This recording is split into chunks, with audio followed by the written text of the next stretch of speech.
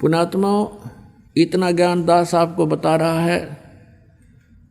शाम को 3 घंटे सत्संग किया, वैसे भी 2-2 घंटे तकरीबन कोशिश करता हूँ कि हर तरह से हर पहलू पर विचार देकर, क्योंकि प्रत्येक सत्संग में बच्चे बदलते रहते हैं और पुण्यात्मा है वो लगातार रहते हैं उनके से, तो फिर पुण्य है ही नहीं किसी के, वो तो रंगे जाएंगे भगवान के रंग में। लेकिन जो थोड़ा समय प्राप्त होता है उनको भी दास चाहता कि सब तरह के मिश्रण साथ एक बार खिला दूं ताकि इनको कुछ विश्वास दृढ़ हो। तो इतना ज्ञान दिया जाता है। इसका उद्देश्य ये नहीं है, नहीं तो आपको नाम दे दूं और तुम ऐसे करो, ठीक है, वो छोटे मोटे रात तो आपको मिल ही जाएंगे, लेकिन आप यहाँ दृढ़ नहीं हो सकते। ज्ञान के बिना आप यहाँ रुक नहीं सकते, और ज्ञान से ही आदमी को पता चलता है आत्मा को कि कौन सा अहित है और कौन सा हित है। आप यहाँ उद्देश्य लेकर ये आओ कि हमारा जन्म और मृत्यु का रोग कटे। ये रोग नहीं कटाते, छोटे मोटे रोग तो एक कट गया तड़के दूसरा शुरू हो जाएगा। अगर ये भगवान से दूर चले गए तो कल को और रोग हो जाएगा। तो हमने परमात्मा की शरण में रहना है, और जो आपको आवश्यक वस्तु होंगी देगा भगवान, आपको अवश्य देगा, और ना भाग्य में होगा तो भी देगा। लेकिन हमारी इच्छाएं बहुत सीमित हों। परमात्मा ने उदाहरण दे रखा है, स्वयं एक मजदूर बनकर रहे, जुल्हा बनकर रहे, झोपड़ी में रहे, और हमें ये उदाहरण देने के लिए कि गरीब से गरीब आदमी भी परमात्मा पा सकता है। अब प्रसंग चल रहा है, वहीं उसी टॉपिक पर आते हैं कि अब हम त्रिकुटी पर पहुंच गए। त्रिकुटी पर पहुंचने के उपरांत अब उस सतनाम के 2 मंत्र हैं, उनमें से एक मंत्र का अकाउंट हमने त्रिकुटी पर देना है, तब हम आगे प्रस्थान कर सकते हैं, नहीं वहाँ से आगे नहीं जाने देगा ये।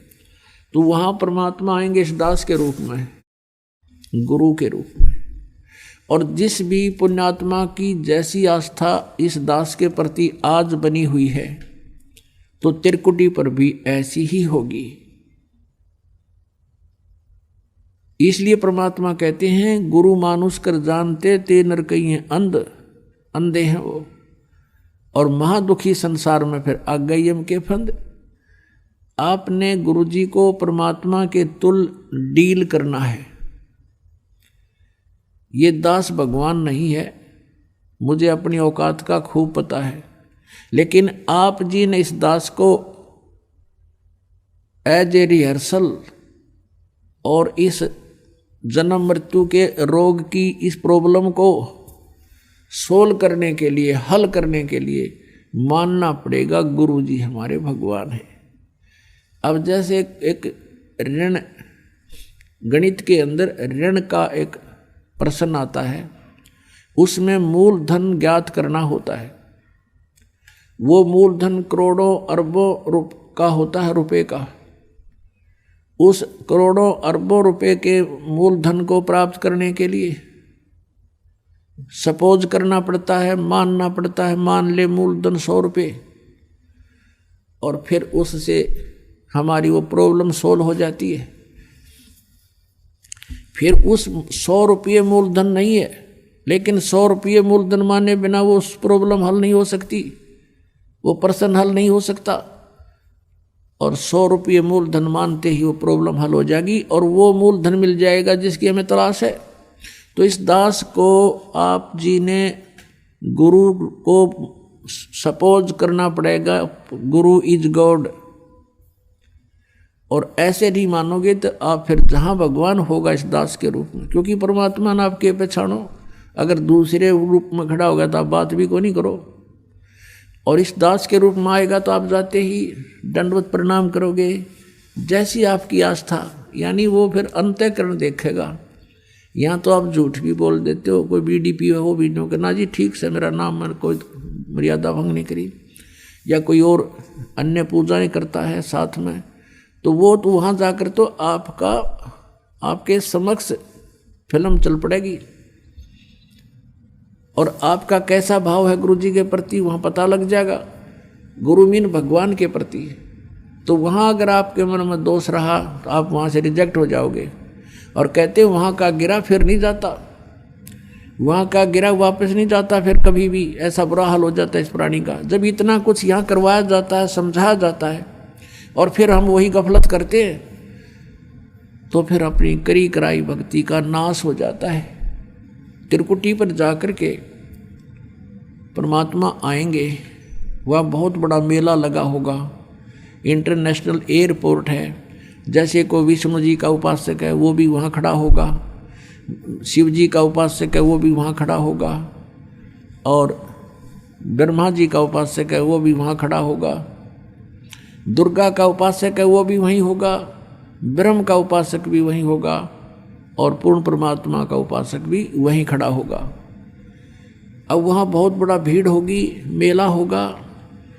आप खोजोगे कि गुरुजी कहाँ हैं हमारे, तो गुरुजी दिखते ही आप दौड़े जाओगे, दंडवत प्रणाम करोगे। फिर परमात्मा आपको साथ ले जाएंगे कि आज वो तुम्हारा अकाउंट क्लियर कराते हैं। फिर जाएंगे धर्मराज के पास, यहाँ का जो अकाउंट रखता है न्यायाधीश, उसके पास ले जाकर परमात्मा कहेंगे जी इनका हिसाब करो, ये आपके ओम नाम की कमाई इनकी इतनी है, इतने इनके यज्ञ हैं, ये अपना डिपॉजिट करो और इनका कैंसिल करो, इनका ऋण जितना भी आपका है। और जो रही पाप, वो परमात्मा के पास शक्ति है, वो पाप नाश हो जाते हैं इस सतनाम के दूसरे मंत्र से और सार नाम के मंत्र से। ये हमारे पाप नाश होते हैं इनसे, दोनों के योग से, अकेले से नहीं होते उसके।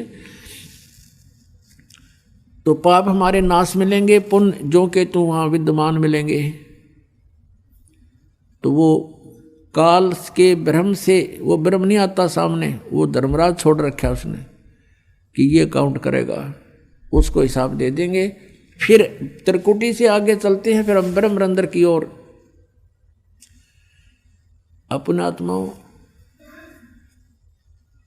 काल ने बहुत ज़्यादा जुगाड़ जोड़ रखा है, और जो ज्ञान हमें प्राप्त है अभी तक पता था, वो बहुत ही सीमित ज्ञान था। अब जैसे यहाँ से त्रिवेणी होती है, त्रिवेणी 3 रास्ते हैं, आगे चल के त्रिवेणी का जो मध्य का रास्ता है उसको पार करके हम त्रिकुटी पर जाते हैं, और वहाँ फिर त्रिकुटी से आगे फिर ऐसे ही 3 रास्ते हैं। वो मध्य का रास्ता है, वो ब्रह्मरंध्र, सेकंड ब्रह्मरंध्र है, जो काल के निज लोक में प्रवेश करता है। अब ये ब्रह्मरंध्र मान रहे थे 10वां द्वार, 10वां द्वार, हमने 12वें द्वार को पार करके सतलोक जाना है। तो वहाँ पर धर्मराज का हिसाब करवा के फिर हम प्रवेश करेंगे 11वें द्वार में, इस अक्षर पुरुष के लोक में। अक्षर पुरुष का लोक यानी स्थान 7 संख ब्रह्मांड का है, उसके अंदर से हमने जाना है।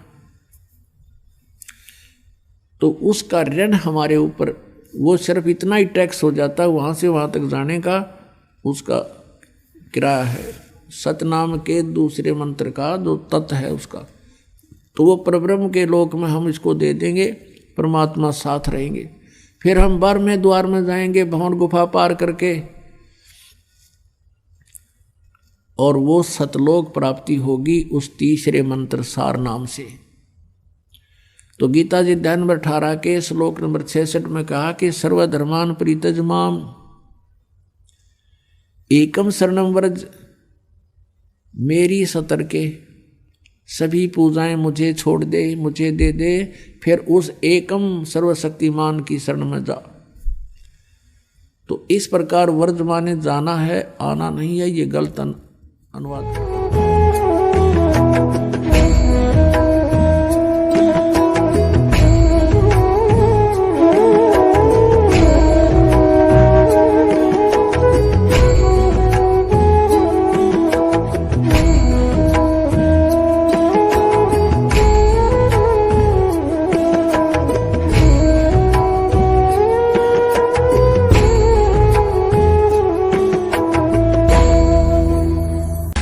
subscribe now and press the bell icon. Never miss an update.